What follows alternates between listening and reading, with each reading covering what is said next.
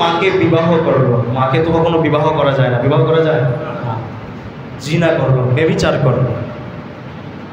সুদী লেনদেন অবস্থায় যারা মারা যাবে, সুদী লেনদেন যারা করবে, তারা যেন নিজের আপন মায়ের সাথে ব্যভিচার করলো, জিনা করলো।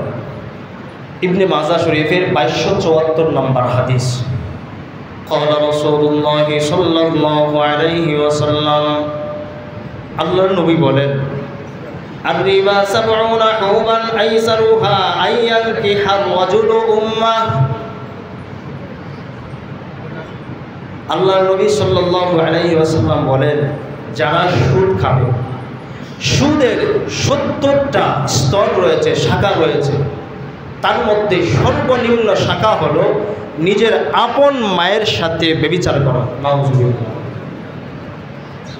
আল্লাহ নবী বলেন, আর-রিবা 70 হুবা, সুদের 70টা শাখা রয়েছে, তার মধ্যে সর্বনিম্ন শাখা হলো 70, আইসারুহা আলা 70,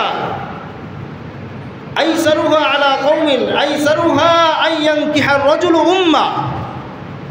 70টা শাখার মধ্যে সর্বনিম্ন শাখা হলো আপন মায়ের সাথে ব্যভিচার করা। সুদ যারা খাবে, নিজের আপন মায়ের সাথে ব্যভিচার করবে। নাউযুবিল্লাহ। আল্লাহ হেফাজত করুন, সকলে বলে আমিন।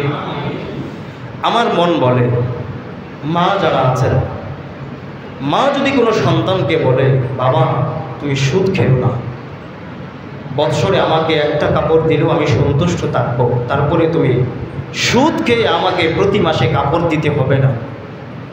আমার মন বলে, যদি কোনো স্ত্রী তার স্বামীকে বলে, স্বামী আপনি আমাকে বৎসরে একটা কাপড় দেন, যতটুকু হালালভাবে আমাকে ভরণ পোষণের দায়িত্ব আপনি পালন করতে পারেন করেন, হারাম পন্থায় আমাকে মাসে মাসে কসমেটিক আর এই শাড়ি দিতে হবে না, আমাকে এত হারাম পন্থায় উপার্জন করে আপনি প্রতি মাসে আমাকে লিপস্টিক দিতে হবে না, আপনি বছরে আমাকে একটা কাপড় দেন। যদি কোনো স্ত্রী তার স্বামীকে বলে, যদি কোনো ছেলে তার বাবাকে বলে, বাবা আপনি আমাকে প্রতি মাসে প্যান্ট শার্ট কিনে দিতে হবে না, প্রতি মাসে আমাকে টাকা দিতে হবে না, প্রয়োজনে আমি নিজে ইনকাম করে আমি টাকা উপার্জন করব, তাও আপনি হারাম পন্থায় আপনি টাকা উপার্জন করবেন না।